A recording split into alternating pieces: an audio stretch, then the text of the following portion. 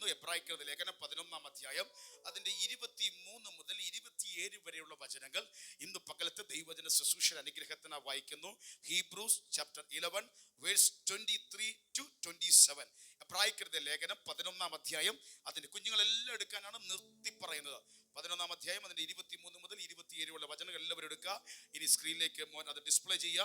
എല്ലാവരും ശ്രദ്ധിക്കുക. വായിക്കുന്നു. ഒരു പ്രത്യേക മെസ്സേജ് കൈമാറി നിങ്ങൾക്ക് വേണ്ടി പ്രാർത്ഥിക്കാൻ പോവാം. യെസ്. വിശ്വാസത്താൽ മോശയുടെ ജനനത്തിങ്കൽ ശിശു സുന്ദരൻ എന്ന് അമ്മയപ്പന്മാർ കണ്ടു. രാജാവിന്റെ കൽപ്പന ഭയപ്പെടാതെ. അങ്ങനെ വിശ്വാസത്താൽ മോശയുടെ ജനത്തിങ്കൽ ജനിച്ചപ്പോൾ, ശിശു സുന്ദരൻ എന്ന് കണ്ടപ്പോൾ, ഒരു പ്രത്യേകത തോന്നിയപ്പോൾ, അമ്മയപ്പന്മാർ കണ്ടപ്പോൾ രാജാവിന്റെ കൽപ്പന ഭയപ്പെടാതെ അവനെ 3 മാസം ഒളിപ്പിച്ചു വെച്ചു. 3 മാസം വിശ്വാസത്താൽ. അവർക്ക് പറയാം വിശ്വാസത്താൽ. അടുത്തത് 24. വിശ്വാസത്താൽ മോശ താൻ വളർന്നപ്പോൾ പാപത്തിന്റെ തൽക്കാല ഭോഗത്തെക്കാളും ദൈവജനത്തോടുകൂടെ കഷ്ടം അനുഭവിക്കുന്നത് തിരഞ്ഞെടുത്തു. അങ്ങനെ ഈ മോശ വളർന്നു വന്നപ്പോൾ പാപത്തിന്റെ തൽക്കാല ഭോഗത്തേക്കാൾ, ഇതൊക്കെ താൽക്കാലികമാണ്, ഒരു സുഖം കിട്ടും, ഒരു താൽക്കാലികം, അതിനേക്കാൾ അപ്പുറമായി ദൈവജനത്തോടുള്ള കഷ്ടം അനുഭവിക്കുന്നത് നല്ലതെന്ന് പറഞ്ഞ് അതിനെ എന്ത് ചെയ്തു? ഒരു ചൂസ് ചെയ്തു. ആദ്യം വിശ്വാസത്താൽ ഒരു തീരുമാനമെടുത്തു. അടുത്തതൊരു തെരഞ്ഞെടുപ്പിന്റെ സമയമാണ്. അത് വേണോ ഇത് വേണോ? മോശ വിശ്വാസത്താൽ ഏത് തെരഞ്ഞെടുത്തു? ദൈവജനത്തോടുള്ള തൽക്കാലത്തേക്കുള്ളത് വേണ്ട, ദൈവജനത്തോടുള്ള കഷ്ടമാണെങ്കിലും അത് മതി എന്ന് പറഞ്ഞ് വിശ്വാസത്താൽ മോശ വളർന്നപ്പോൾ അത് തെരഞ്ഞെടുത്തു. അവിടെ നിന്നോടൊരു ദൂതുണ്ടോ? വളർന്നാലേ നന്മ തിന്മ തിരിച്ചറിയാൻ എന്ത് ചെയ്യത്തുള്ളൂ? ഒരു കഴിവ് കിട്ടത്തുള്ളൂ. അപ്പൊ നമ്മുടെ ജീവിതത്തിലും ഇരുട്ടിൻ്റെത് ഏതാ സാത്താന്റെ ഏതാ എന്ന ആത്മീയ ജീവിതത്തിൽ നമ്മൾ ആത്മീയമായി വളർന്നാൽ മാത്രമേ ചില തെരഞ്ഞെടുപ്പ് നമുക്ക് എടുക്കാൻ പറ്റത്തുള്ളൂ. ഒരാൾ ഒരു കാര്യം പറയുമ്പോ ആത്മീയമായിട്ട് വളർന്നോ മനസ്സിലായി, അവൻ അത്രയും പരിജ്ഞാനം ഉള്ളവർ നമ്മൾ ക്ഷമിക്കാൻ നിൽക്കും. ആത്മീയമായിട്ട് വളർന്നില്ലെങ്കിൽ അവനിട്ട് 2 പണി കൊടുക്കാൻ വിശ്വാസത്തിൽ വന്നിട്ട് നമുക്ക് എന്ത് ചെയ്യും തോന്നും. കാരണം എന്താ? അകത്തെ മനുഷ്യൻ എന്ത് ചെയ്തില്ല, അകത്ത് വളർന്നു പറയും, അവര് വെളിപ്പാടില്ലാത്തതുകൊണ്ട് അറിവില്ല. നമ്മുടെ ഉള്ളിൽ ക്ഷമിക്കാൻ അങ്ങ് ഓട്ടോമാറ്റിക് ആയിട്ട് തോന്നും. കാരണം അകത്തെ മനുഷ്യൻ എന്തായി? സ്ട്രോങ് ആയി. അകത്തെ മനുഷ്യൻ സ്ട്രോങ് ആയി. വളർന്നപ്പോ ഏത് തെരഞ്ഞെടുക്കണമെന്നൊരു സമയം വന്നപ്പോ വിശ്വാസത്താൽ ദൈവജനത്തോട് കഷ്ടം അനുഭവിക്കുന്നത് എന്ത് ചെയ്തു? അപ്പൊ ഒന്ന് വിശ്വാസം, അമ്മയപ്പന്മാരുടെ ഒരു വിശ്വാസം. ആ വിശ്വാസം അതിനെ കാത്തു. രാജാവിന്റെ കൽപ്പന പോലും ഭയക്കാതെ ആ വിശ്വാസത്തിൽ എന്ത് ചെയ്തു? ഉറച്ചു നിന്നു. അടുത്ത 24 വായിച്ചു. ആ മോശയുടെ വളർന്നപ്പോൾ ഒരു തീരുമാനം. 25. പ്രതിഫലം നോക്കിയത് കൊണ്ട് ഫറവോന്റെ പുത്രിയുടെ മകൻ എന്ന് വിളിക്കപ്പെടുന്നത് നിരസിക്കുകയും മിസ്രൈമിലെ നിക്ഷേപങ്ങളെക്കാൾ ക്രിസ്തുവിന്റെ നിന്ന വലിയ ധനമെന്ന് എണ്ണുകയും ചെയ്തു. ആ തെരഞ്ഞെടുപ്പാ. ഫറവോന്റെ പുത്രി എന്നൊക്കെ പറഞ്ഞ്, അവിടെ പുത്രിയുടെ മകൻ എന്നൊക്കെ പറഞ്ഞ് വളരെ സെറ്റപ്പായിട്ടൊക്കെ എനിക്ക് ജീവിക്കാം. ആ മിസ്രൈമിലെ ഭയങ്കര നിക്ഷേപമുള്ളതാ. അന്നത്തെ കാലത്ത് ഭയങ്കര നിക്ഷേപങ്ങൾ സൂക്ഷിച്ചു വെച്ച രാജാ പരമ്പരയാണ്. മിസ്രൈമിൽ ഭയങ്കര നിക്ഷേപങ്ങളുണ്ട്. ആ നിക്ഷേപങ്ങളെക്കാൾ അതിനൊക്കെ അധിപതിയായിട്ട് എനിക്ക് നിൽക്കാം. പക്ഷേ അതിലോട്ട് ഞാൻ പോകാതെ ക്രിസ്തുവിന്റെ നിന്ന വലിയ ധനമെന്ന് അതൊരു വ്യക്തിപരമായ തെരഞ്ഞെടുപ്പാണ്. ഹല്ലേലൂയ. നമ്മുടെ ജീവിതത്തിലൊക്കെ വരേണ്ട സമയമുണ്ട്. അടുത്തത് എണ്ണുകയും വിശ്വാസത്താൽ അവൻ. ഇനി അടുത്ത 3ാമത്തെ കാര്യം പറയാം. 3 കാര്യം എന്ന് പറയുന്നത് വിശ്വാസത്താൽ അവൻ അദൃശ്യ ദൈവത്തെ കണ്ടതുപോലെ. വിശ്വാസത്താൽ അദൃശ്യ ദൈവത്തെ കണ്ടതുപോലെ. മോശയുടെ മുമ്പിൽ ഒരു ദൈവം ഒന്നും ഇറങ്ങി നിൽപ്പില്ല, അത് കണ്ടില്ല. പക്ഷെ അദൃശ്യ ദൈവത്തെ കണ്ടതുപോലെ ഉറച്ചു നിൽക്കുകയാൽ രാജാവിന്റെ കോപം ഭയപ്പെടാതെ മിസ്രൈം വിട്ടുപോന്നു. 23 മുതൽ 27 വരെയുള്ള വാക്യങ്ങൾ 3 കാര്യങ്ങൾ. ഒന്ന്, അമ്മയപ്പന്മാരുടെ വിശ്വാസം, അതിലെടുത്ത തീരുമാനം. പിന്നെ അങ്ങോട്ട് വായിക്കുമ്പോൾ മോശ എടുത്തത്. ഒന്ന്, ഏത് തെരഞ്ഞെടുക്കണം? മിസ്രൈമില് വലിയ നിക്ഷേപം വേണോ, ദൈവജനത്തോടെ കഷ്ടത വേണോ, നിന്ന വേണോ? ഒരു ചൂസ്, തെരഞ്ഞെടുപ്പെടുത്തു. എന്തിനെ തെരഞ്ഞെടുത്തു? ദൈവജനത്തോടുള്ളത്. ഇനി 3ാമത്തെ സംഭവം, വിശ്വാസത്താൽ താൻ എന്തു കണ്ടു? തന്റെ കാഴ്ച, നോട്ടം. വിശ്വാസം, തെരഞ്ഞെടുപ്പ്. 3ാമത്തെ എന്താണ്? നോട്ടം. 27 തന്നെ കാണിച്ചോ. അദൃശ്യ ദൈവത്തെ കണ്ടതുപോലെ രാജാവിന്റെ കോപം ഭയപ്പെടാതെ മിസ്രയീം വിട്ട്. ഓക്കെ, ഇവിടെ നിൽക്കുമ്പോ രാജാവ്, ഭരണം, സിസ്റ്റം, വൻ സെറ്റപ്പ്. അവിടെ നിന്നാൽ ഇതിലേക്ക് നോക്കിയാൽ ഈ മായക്കാഴ്ചയിൽ കുടുങ്ങി നിൽക്കാം, തൽക്കാലം സുഖം കിട്ടും. അവിടെ നിൽക്കുമ്പോ തന്നെ അങ്ങോട്ട് നോക്കി അദൃശ്യനായ ദൈവത്തെ, ഇസ്രായേലിന്റെ ദൈവത്തെ, പിതാക്കന്മാരുടെ ദൈവത്തെ, തേജോമനായ ദൈവത്തെ അങ്ങോട്ട് നോക്കിയപ്പോ ഇത് ചപ്പെന്നും ചവറെന്നും പറഞ്ഞ് രാജാവിന്റെ കോപം ഭയക്കാതെ ഇവിടം വിട്ട് മുന്നോട്ട് പോയി. വിശ്വാസം, തെരഞ്ഞെടുപ്പ്, നമ്മുടെ നോട്ടം. ഉറക്കെ പറ, വിശ്വാസം, തെരഞ്ഞെടുപ്പ്, നമ്മുടെ നോട്ടം. ഇതൊരു ക്രിസ്തീയ ജീവിതവുമായി ബന്ധപ്പെട്ട ഒരു കാര്യമാണ്. ഇനി ശ്രദ്ധിച്ച്, നമ്മൾ വായിച്ചത് വിശ്വാസത്താൽ 23, വിശ്വാസത്താൽ മോശയുടെ ജനനത്തിങ്കൽ. ഈ ഒന്ന് നിൽക്കണേ, എബ്രായർക്കെതിരെ ലേഖനം 10-ാം അധ്യായം, മോനെ സൗണ്ട് ഉണ്ടാക്കാതെ, എബ്രായർക്കെതിരെ ലേഖനം 10-ാം അധ്യായം അതിന്റെ അവസാന ഭാഗങ്ങളിലേക്ക് വരുമ്പോ 38, 39, പിന്നെ എബ്രായർ 11 കൊണ്ട് വായിക്കുമ്പോ വിശ്വാസത്തെ കുറിച്ചാണ് പറയുന്നത്. എബ്രായർ 10:38 തൊട്ട് വായിക്കുമ്പോൾ നമുക്ക് കാണാം വിശ്വാസത്തെ കുറിച്ച്. അവിടെ പറയുന്നു, എന്റെ നീതിമാൻ വിശ്വാസത്തിൽ ജീവിക്കും. By faith. ദൈവത്തിന്റെ പൈതൽ എങ്ങനെയാ ജീവിക്കുന്നേ? വിശ്വാസത്താൽ ജീവിക്കും. എന്നിട്ട് പിന്മാറുന്നെങ്കിൽ ദൈവത്തിന്റെ ഉള്ളത്തിൽ അവനെ കുറിച്ച് എന്തല്ല? പ്രസാദമില്ല. അപ്പൊ വിശ്വാസത്തിൽ നമ്മൾ നിൽക്കണം, ഉറച്ചു നിൽക്കണം, പിന്മാറരുത്. അതിനകത്ത് പിന്മാറാൻ സാഹചര്യം ഉണ്ടാവും. ഈ 39 വായിക്കുന്നു, നാമോ നാശത്തിലേക്ക് പിന്മാറുന്ന കൂട്ടത്തിലല്ല, വിശ്വസിച്ച്. അപ്പം പിന്മാറിപ്പോകാനല്ല, വിശ്വസിച്ച് എന്തു പ്രാപിക്കണം? ജീവരക്ഷ പ്രാപിക്കുന്നവരുടെ കൂട്ടത്തില. ഹല്ലേലൂയ. വിശ്വസിച്ച് ജീവരക്ഷ പ്രാപിക്കുന്ന എന്റെ നീതിമാൻ വിശ്വാസത്തിൽ ജീവിക്കുമെന്ന് പറയുന്നവരുടെ കൂട്ടത്തിലാണ് നാം. ദൈവം നമ്മെ കുറിച്ച് അങ്ങനെ ആഗ്രഹിക്കുന്നു. പിന്മാറാനല്ല ദൈവം ആഗ്രഹിക്കുന്നത്.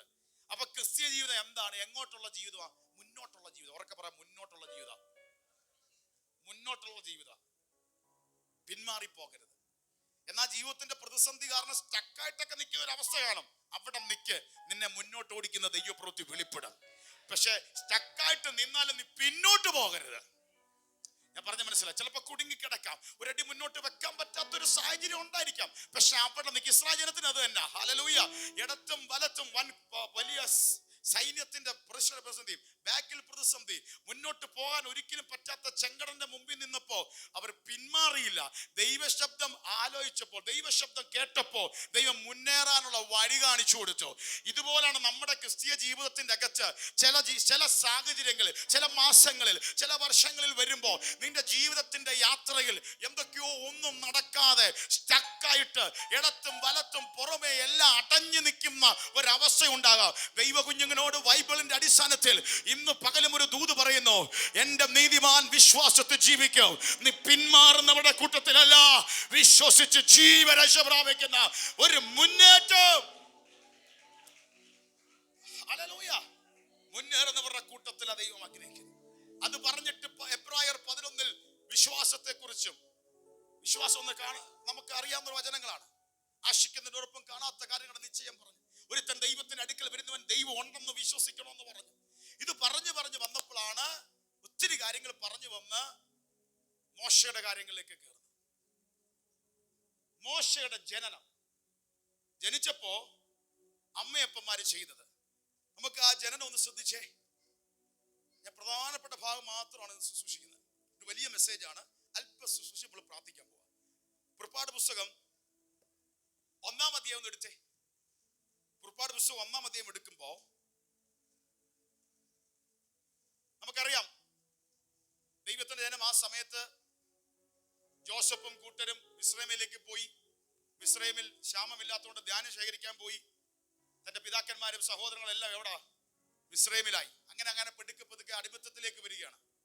ജോസഫ് മന്ത്രിയായിരുന്നപ്പോൾ രാജാവിനോട്ട് നല്ല അനുകൂലമാണ്. അതുകൊണ്ട് ജോസഫിനും സഹോദരങ്ങൾക്കും കൂട്ടർക്കും ഇസ്രായേൽ ജനത്തിന് വളരെ അനുകൂലതയായിരുന്നു. പക്ഷെ ബൈബിൾ ഒരു കാര്യം പറയുന്നുണ്ട്, കുറെ കഴിഞ്ഞപ്പോ ഒരു പുതിയ രാജാവ് വന്നു. ജോസഫിനെ അറിയാത്ത രാജാവ് ഭരണം ഏറ്റെടുത്തു. അപ്പൊ അവര് നോക്കാൻ നേരത്ത് ഇസ്രായേൽ ജനം പെരുകി വർദ്ധിച്ചുകൊണ്ടിരിക്കുക. ഇവര് നമ്മളോട് ശങ്കയുണ്ടാകും, യുദ്ധത്തിന് വരുമെന്ന് പറഞ്ഞ് ഇവരെ ഒതുക്കണം, ഇവരുടെ ജനനസംഖ്യ ഒതുക്കണമെന്ന് പറഞ്ഞ് ഇന്നത്തെ നമ്മുടെ നേഴ്സിംഗ് ഇതുപോലെ സൂതികർമ്മികളോട്, അന്നത്തെ സൂതികർമ്മിയാണ്, അവരോട് പറഞ്ഞ് കുഞ്ഞ് ജനിക്കുമ്പോ നിങ്ങൾ കൂടെ നിൽക്കുമ്പോ ആൺകുഞ്ഞാണെങ്കിൽ അങ്ങ് കൊന്നേക്ക്, പെൺകുഞ്ഞാണെങ്കിൽ അങ്ങ് വളർത്തി. പക്ഷെ അതിൽ നിന്നില്ല. ദൈവത്തിന്റെ ഒരു ഫേവർ വെളിപ്പെട്ടതുകൊണ്ട് അവരങ്ങനെ ചെയ്തില്ല. അടുത്ത ശ്രദ്ധിച്ചോണം. 1:22 വായിച്ചേ. 21-22 വായിച്ചേ. സ്തുതികർമ്മണികളിൽ ദൈവത്തെ ഭയപ്പെടുക കൊണ്ട് അവൻ അവർക്കും കുടുംബവർദ്ധന നൽകി. പിന്നെ ഫറവോൻ തന്റെ സകല ജനത്തോടും ജനിക്കുന്ന ഏത് ആൺകുട്ടിയും. ഈ സ്തുതികർമ്മികള് രാജാവിന്റെ കൽപ്പന ഉണ്ടെങ്കിലും ഇത് ദൈവത്തിന്റെ ജനത്തിനാണെന്ന് മനസ്സിലാക്കിക്കൊണ്ട് ഇവര് ഈ സ്തുതികർമ്മികൾ ആൺകുഞ്ഞുങ്ങൾ എന്ത് ചെയ്തില്ല? കൊന്നില്ല. രാജാവ് വെച്ച് പറഞ്ഞു, അയ്യോ ഞങ്ങൾ വരുന്നതിന് മുമ്പ് അവരങ്ങ് പ്രസവിച്ചു, അവരെല്ലാം തികവുള്ള സ്ത്രീകളാ, അവർ നേരത്തെ എന്ത് ചെയ്തു, ഞങ്ങളുടെ ഒന്നും സഹായം വേണ്ടി വന്നില്ല. രാജാവിനോട് കള്ളം പറഞ്ഞു. അങ്ങനെ ദൈവത്തെ ഭയപ്പെട്ടുകൊണ്ട് ഈ ഗ്രൂപ്പിന് ദൈവം എന്ത് ചെയ്തു? ദൈവം അവരുടെ കുടുംബത്തെ എന്ത് ചെയ്തു? വർദ്ധിപ്പിച്ചു. ദൈവത്തെ ഭയപ്പെട്ടാൽ, ദൈവകൽപ്പനയ്ക്ക് 1-ാം സ്ഥാനം കൊടുത്താൽ, ദൈവനാമത്തിന് 1-ാം സ്ഥാനം കൊടുത്താൽ നമ്മെ ദൈവം വർദ്ധിപ്പിക്കും. രാജാവിന്റെ കൽപ്പന എതിരായിട്ട് നിന്നിട്ടും ഇത് ദൈവത്തിന്റെ ജനമെന്ന് മനസ്സിലാക്കി അവരുടെ വിഷയത്തിൽ നിന്നും മാറി നിന്നപ്പോൾ തന്റെ ജനത്തെ ദൈവം വർദ്ധിപ്പിച്ചു. ഇനി 22 വായിച്ചു. 1:22. പിന്നെ ഫറവോൻ തന്റെ സകല ജനത്തോടും ജനിക്കുന്ന ഏത് ആൺകുട്ടിയെ നദിയിലിട്ട് കളയണമെന്ന് ഏത് പെൺകുട്ടികളെയും ജീവനോട് രക്ഷിക്കണമെന്നും കൽപ്പിച്ചു. അടുത്ത കൽപ്പന കാരണം ഇവരെ സൂതികർമ്മികളെ കൊണ്ട് പരിപാടി നടക്കുന്നില്ല. അടുത്ത കൽപ്പന, രാജ നിയമം വന്നു. മറ്റേ നൈസിന് അങ്ങ് കൊന്നുകളയാനാ പറഞ്ഞത്, പക്ഷെ അത് നടന്നില്ല. ആൺകുട്ടിയാണെങ്കിൽ എവിടെ പിടിച്ചിടണം? ന്യായത്തിലിട്ട് കൊന്നുകളയും. പെൺകുട്ടിയെ വളർത്തിക്കും. കാരണം യുവന്മാര് വളർന്നു വരാതിരിക്കാൻ വേണ്ടി ബുദ്ധിമുട്ടിക്കുന്നത് ശക്തം. ഇതിന്റെ ഇടയ്ക്ക് ഒത്തിരി സംഭവമുണ്ട്, ഒത്തിരി ബുദ്ധിമുട്ടുണ്ടായി. ഇവരെ കട്ടച്ചൂളയിലെ പണിയാണ്. പണ്ടാണെങ്കിൽ ആദ്യമൊക്കെ കട്ടച്ചൂളയിൽ എല്ലാം എത്തുമായിരുന്നു, അവർക്ക് ആ ചൂളയിലോട്ട് സാധനം വെച്ചാൽ മതി. ഇപ്പൊ അതല്ല. രാജാവ് പീഡനം വർദ്ധിപ്പിച്ചപ്പോ ഇവര് തന്നെ മണ്ണ് കൊണ്ടുവരണം, ഇവര് തന്നെ കുഴയ്ക്കണം, ഇവര് തന്നെ എല്ലാം ചെയ്യണം. എല്ലാം കഴിയുമ്പോഴത്തേക്ക് കുഴയും. അതാ നിന്റെ കൈകൾ കൊട്ട വിട്ടതുപോലെ ഞാൻ നിന്നെ ആക്കൂന്ന് പറഞ്ഞു. ഇസ്രായേലിന്റെ നെടുവീർപ്പുകൾ കഷ്ടത ഞാൻ കണ്ടു. നിങ്ങളുടെ മേലുള്ള ഊഴി വിരാഗ നിമിത്തമുള്ള ഞെരുക്ക് ഞാൻ കേട്ടു, നിലവിളി കേട്ടു. ആ സംഭവം അത്രയ്ക്ക് ഞെരുക്ക്. ഇത് ചെയ്തില്ലെങ്കിൽ ശിക്ഷയാണ്. ഇവര് തന്നെ മണ്ണ് കൊണ്ടുവരണം, ഇവര് തന്നെ കുഴയ്ക്കണം, ഇവര് തന്നെ ചൂളയിൽ വെക്കണം. ഇത് കഴിയുമ്പോൾ അവർ കുഴയുന്നൊരവസ്ഥ. അതിനിടയ്ക്കുമാണ് ദൈവം അവരെ വർദ്ധിപ്പിച്ചുകൊണ്ടിരിക്കുന്നത്. ഹല്ലേലൂയ. പ്രതിസന്ധികളുടെ ചൂള വർദ്ധിപ്പിക്കുമ്പോൾ മനസ്സിലാക്കിക്കോണം, നിന്റെ പുറപ്പാടിന്റെയും വിടുതലിന്റെയും സമയവും ഏറ്റവും അടുത്തുകൊണ്ടിരിക്കുന്നു എന്ന്. ഇന്ന് പകൽ ഇവിടെ നിന്നോടൊരു ദൂത് പറയാ. ഹല്ലേലൂയ. ഇന്ന് ഈ എവിടെ ആരാധിക്കുന്ന ദൈവ കുഞ്ഞുങ്ങളുടെ ജീവിതത്തിന്റെ അകത്ത് ഈ ദിവസങ്ങളിൽ കുറെ വല്ലാത്ത പ്രതിസന്ധിയുടെ ഞെരുക്കം നിന്റെ ലൈഫിൽ കാണുന്നെങ്കിൽ ഞാൻ എഴുതി വെച്ച് തരാം. ജീവിതത്തിന്റെ അനുഭവത്തിൽ നിന്നും വിശുദ്ധ ബൈബിളിന്റെ അനുഭവത്തിൽ നിന്നും വിളിച്ചു പറയാം, നിന്റെ വിടുതലോട് നീ ഏറ്റവും അടുത്തിരിക്കുകയാണ്. നിന്റെ നന്മ നീ അധികം താമസിക്കാതെ കാണാൻ പോകുകയാണ്. കരയുന്ന പ്രിയപ്പെട്ടവരെ, ഞെരുങ്ങുന്ന പ്രിയപ്പെട്ടവരെ, എന്തോ ഒരു വിടുതൽ നിന്നെ തേടി അധികം വേഗത്തിൽ എത്തുന്നു.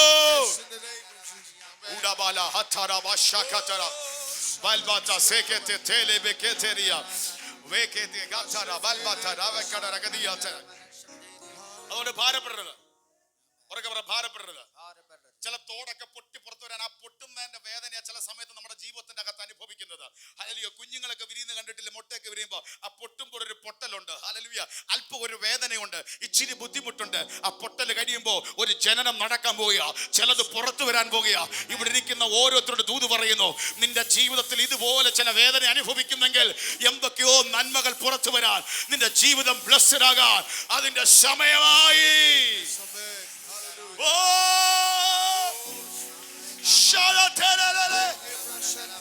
ഇതുവരെ കേൾക്കാത്ത നിന്ന നീ കേട്ടിട്ടുണ്ടെങ്കിൽ, ഇതുവരെ കേൾക്കാത്ത കുത്തുവാക്ക് ഈ ദിവസങ്ങളിൽ കേട്ടിട്ടുണ്ടെങ്കിൽ വിടുതലിന്റെ സമയമായി.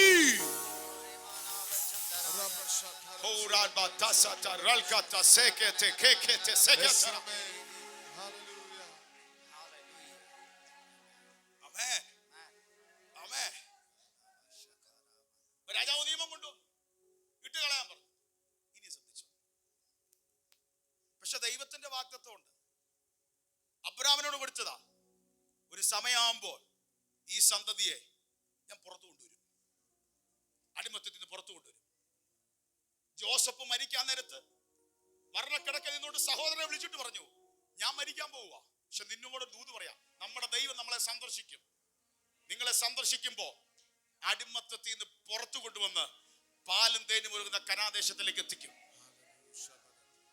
എന്നിട്ട് ജോസഫ് പറയുന്നുണ്ട്, ആ സമയത്തെ എന്നെ ഇപ്പൊ അടക്കിയാലും അസ്ഥി ഉണ്ടെങ്കിൽ അത് നിങ്ങൾ പോകുമ്പോ അതും എടുത്തോണ്ടങ്ങ് പോണം.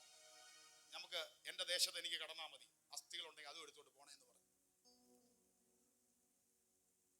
പക്ഷേ രക്ഷകന്റെ ജനനം നടക്കാതെ രാജ്യത്തിന്റെ നിയമം എതിര് നിൽക്കുന്നു.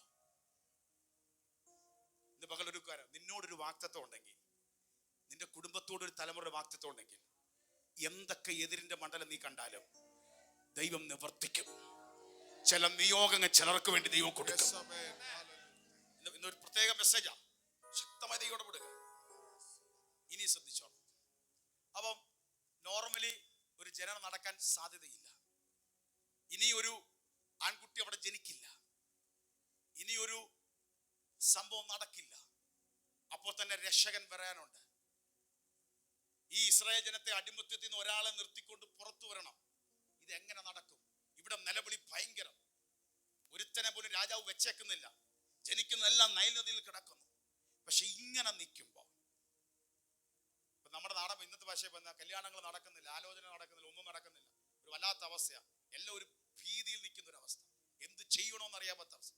ഈ സമയത്ത് രണ്ടിന്റെ ഒന്നൊന്ന് വായിച്ചേ. എന്നാൽ ലേവി കുടുംബത്തിലെ ഒരു പുരുഷൻ പോയി ഒരു ലേവി കന്യകയെ പരിഗ്രഹിച്ചു. അവൾ ഗർഭം ധരിച്ചൊരു മകനെ പ്രസവിച്ചു.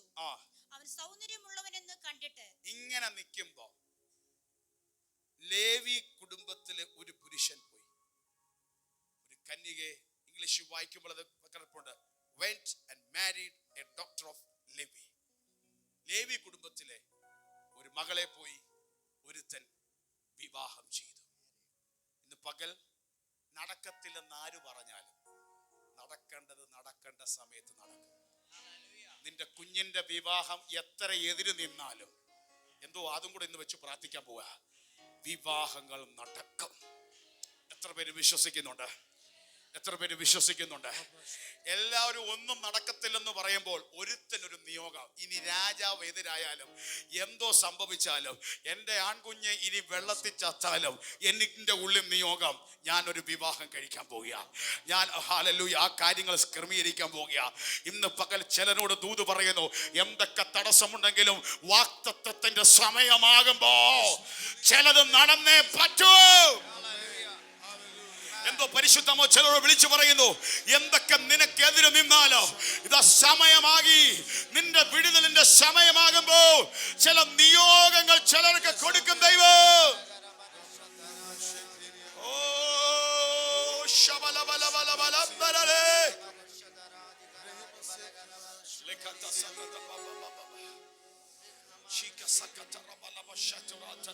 യേശുവിന്റെ നാമത്തിൽ ഒന്ന് പ്രാർത്ഥിക്കുക. കർത്താവേ, ഈ ചർച്ചുമായി ബന്ധപ്പെട്ട് വിവാഹം നടക്കേണ്ട സകല യൗവനക്കാർക്കും സകല മക്കൾക്ക് വേണ്ടി ഞാൻ പ്രാർത്ഥിക്കുന്നു. ഇവിടെ ഉള്ളതും ഞങ്ങൾ ബുധനാഴ്ച വരുന്നതും പ്രാർത്ഥിക്കുന്നതുമായ അധികാരമുള്ള യേശുവിന്റെ നാമത്തിൽ വിവാഹങ്ങൾ യേശുവിന്റെ നാമത്തിൽ തക്കതായ തുണകൾ ലഭിക്കട്ടെ, സംഭവിക്കട്ടെ, മിറക്കിളുകൾ സംഭവിക്കട്ടെ, എല്ലാ തടസ്സങ്ങളും എതിർവാദങ്ങളും അടിയട്ടെ. കാരണം ആത്മാവിൽ ആരാധിച്ച് നമ്മുടെ തലമുറകളെ ഓർത്ത് ദൈവത്തെ ഒന്ന് സ്തുതിച്ച് നന്മകൾ വെളിപ്പെടട്ടെ. ഉല്ലാസത്തിന്റെ ജയത്തിന്റെ ഘോഷം ഭക്തന്മാരുടെ കൂടാരങ്ങളിൽ കേൾപ്പിക്കുന്ന ദൈവം.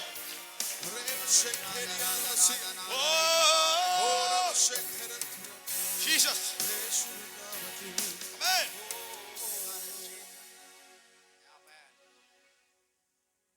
രണ്ടാം വാക്യം ഇത് തന്നെ നമ്മൾ വായിച്ചതിലേക്ക് വരിക. അതിന്റെ എക്സ്പ്ലനേഷനാണ് കിടക്കുന്ന. വായിച്ചു. കുഞ്ഞ് സൗന്ദര്യമുള്ളത് കണ്ട് ഇതിനെ 3 മാസം എന്ത് ചെയ്തു? ഒളിപ്പിച്ചു. ഇസ്രായേലിന്റെ ചരിത്രം പറയുന്നത്, ജോസഫീസ് എന്ന് പറയും, ഒരു ചരിത്രകാരനാണ്. അന്നത്തെ എല്ലാം അറിയുന്ന ആളാണ്. യഹൂദ തൽമൂദ് എന്ന് പറയും. ഈ ചരിത്രം എഴുതി വെക്കുന്നത് അവരുടെ പാരമ്പര്യങ്ങൾ എഴുതിക്കാം. ആ തൽമൂദിൽ പറയുന്നത്, ഇത്ര പ്രതിസന്ധി ഉണ്ടായിട്ടും ഈ ലേവി, ഈ അപ്പൻ, ലേവി കുടുംബത്തിലെ ആ പുരുഷൻ, അപ്പൻ, ഈ മോശയുടെ അപ്പൻ, ഈ കുഞ്ഞിനെ ഒളിപ്പിക്കാൻ കാരണമുണ്ട്. തനിക്കൊരു അള്ളപ്പാട് കിട്ടിയെന്നാ പറയുന്നത്. ജനിക്കാൻ പോകുന്നത് ഒരു വിശേഷമുള്ള ഒരു പൈതലാണ്, ചിലരുടെ രക്ഷകനാണ്. ഇതാണ് ഇവന് ഈ ധൈര്യത്തിലാണ് ഇറങ്ങി തിരിച്ച് വിവാഹത്തിലേക്ക് പോയത്. ഇത്ര രാജാവിന്റെ റിസ്ക് ഉണ്ടായിട്ടും നിയമം എതിരായിട്ടും 3 മാസം ഒളിപ്പിച്ചു. അതാ വിശ്വാസത്താൽ മോശയുടെ മാതാപിതാക്കൾ ശിശു സൗന്ദര്യമുള്ള നിറഞ്ഞിട്ടും രാജാവിന്റെ നിയമത്തെ ഭയക്കാതെ 3 മാസം ഒളിപ്പിച്ചു. മാതാപിതാക്കളുടെ വിശ്വാസം, ഉറക്കെ പറ, വിശ്വാസം, വിശ്വാസം. ഹല്ലേലൂയ. ഇന്ന് മാതാപിതാക്കളുടെ ദൂത് പറയുന്നു, എത്ര പ്രതിസന്ധികളും കണ്ണുകൾ പോലെ ഇരുട്ടിന്റെ ശക്തികൾ നമുക്ക് തലമുറയ്ക്കെതിരെ ഉണ്ടെങ്കിലും ആത്മാവിൽ വിശ്വാസത്തോടെ പ്രാർത്ഥിച്ച് നീ തലമുറയെ കവർ ചെയ്യുന്നുണ്ടെങ്കിൽ, തലമുറകളെ നീ ആത്മാവിൽ ഒളിപ്പിക്കുന്നുണ്ടെങ്കിൽ, നമ്മുടെ ഒളിപ്പീര് എന്തോന്നറിയാമോ? പ്രാർത്ഥനയുടെ ചിറകിന്റെ മറവിൽ നിങ്ങളുടെ തലമുറയ്ക്ക് വേണ്ടി പ്രാർത്ഥിച്ചാൽ എത്ര എതിരിന്റെ നിയമമുണ്ടെങ്കിലോ, എത്ര പോരാട്ടമുണ്ടെങ്കിലോ, യേശുവിന്റെ നാമത്തിന് ദൂത് പറയാ, അതൊരു അത്ഭുതമായി മാറും. ഓ ഇന്ന് പകൽ ഹല്ലേലൂയ മാതാപിതാക്കളോട് ഞാൻ തുടക്കത്തിൽ സംസാരിക്കുക. ഹല്ലേലൂയ, പ്രാർത്ഥിച്ചും നിന്റെ തലമുറകളെ ആത്മാവിൽ ഒളിപ്പിച്ചോ, ആത്മാവിന്റെ ചിറകിൽ മറച്ചോ. കരങ്ങൾ അടിച്ച് മക്കളും കൊച്ചുമക്കളും ഉള്ളവർ ദൈവത്തെ ഒന്ന് മഹത്വപ്പെടുത്തി നീ പ്രാർത്ഥിച്ചാൽ അതിനകത്ത് മറയപ്പെടും. ഒരു ദുഷ്ടന്റെ ദൃഷ്ടിയിൽ പെടാതെ എന്റെ ദൈവം കാത്ത് പരിപാലിക്കും. പ്രാർത്ഥിച്ചോ, പ്രാർത്ഥിച്ചോ, ഒളിപ്പിക്കും. നീ പ്രാർത്ഥിക്കുന്നത് അനുഗ്രഹമായി മാറും.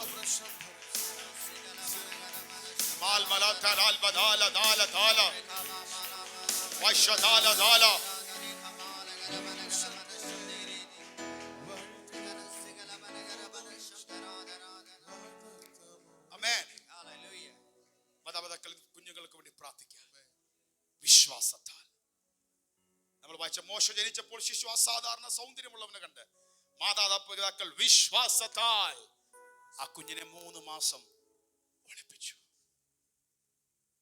മനസ്സിലായി ഒരു വിശുദ്ധമായത് ജനിക്കാൻ പോയ, അതാണ് ജനിച്ചിരിക്കുന്നത്.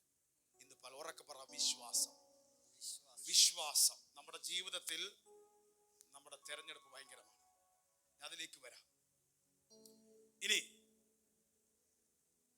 3 തൊട്ടൊന്ന് വായിച്ച് ആ സംഭവം പറഞ്ഞ് പെട്ടെന്ന് കാര്യം പറയാം. അവനെ പിന്നെ ഒളിപ്പിച്ചു വെക്കാൻ കഴിയാതായ, ഇനി അങ്ങോട്ട് ഒളിപ്പിച്ചു വെക്കാൻ പറ്റാത്തൊരു സാഹചര്യം വന്നപ്പോ അവളൊരു ഞാങ്ങളുടെ പെട്ടകം വാങ്ങി അതിന് പശയും കീലും തേച്ചു. ഒരു ഞാങ്ങളുടെ പെട്ടകം വാങ്ങി അതിനകത്ത് എന്ത് ചെയ്തു? പശയും കീലും.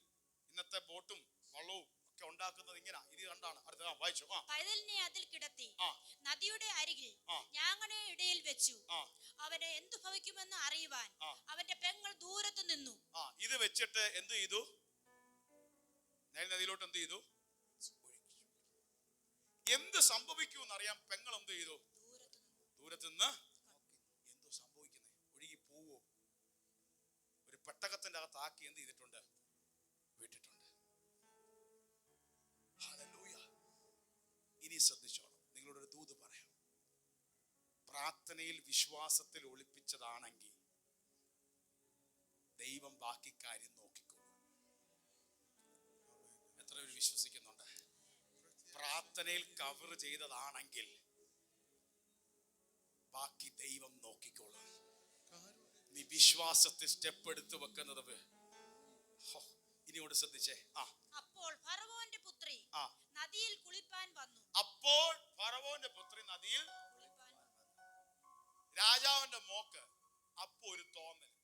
സാധാരണ രാജകൊട്ടാരത്തിൽ തന്നെ കുളിക്കാനുള്ള സ്വിമ്മിംഗ് പൂള് പോലെ കടവ് പോലൊക്കെ സാധാരണ ഉണ്ടാവും, പുറത്തും പോവാറുണ്ട്.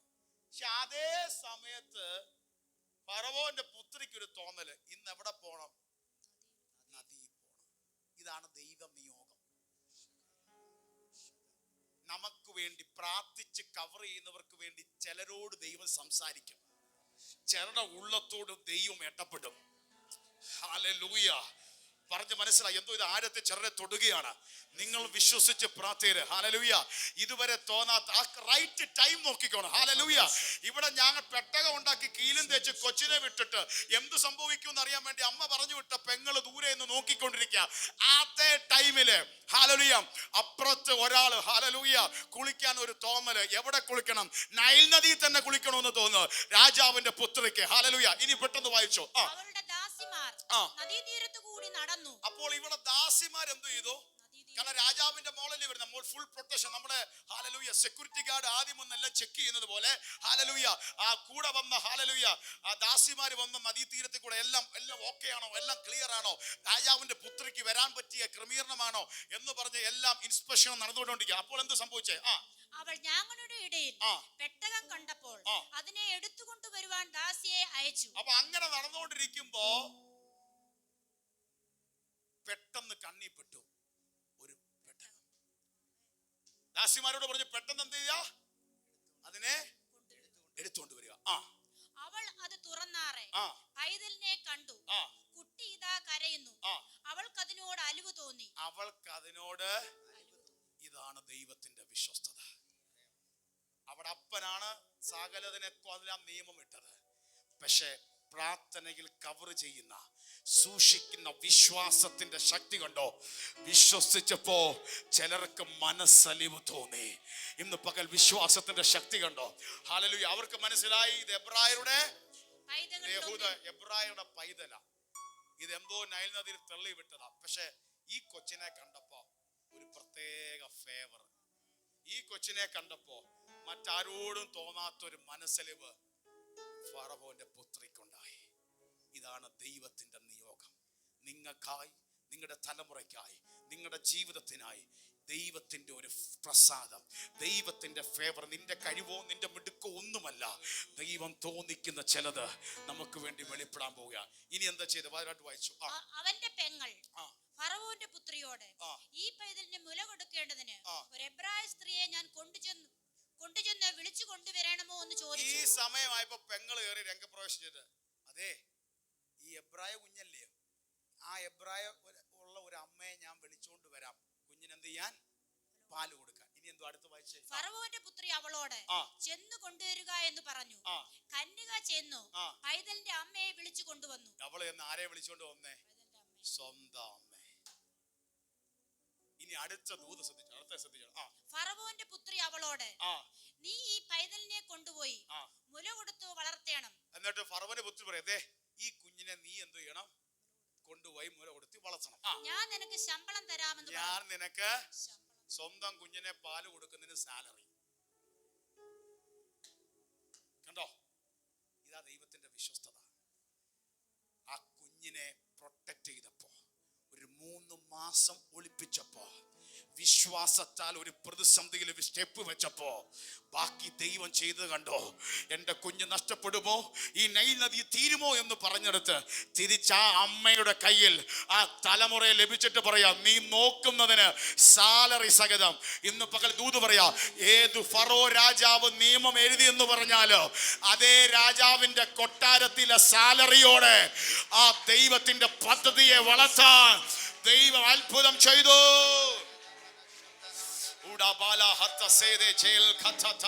കരമടിച്ച് ദൈവത്തെ ഒന്ന് മഹത്വപ്പെടുത്തിയേ.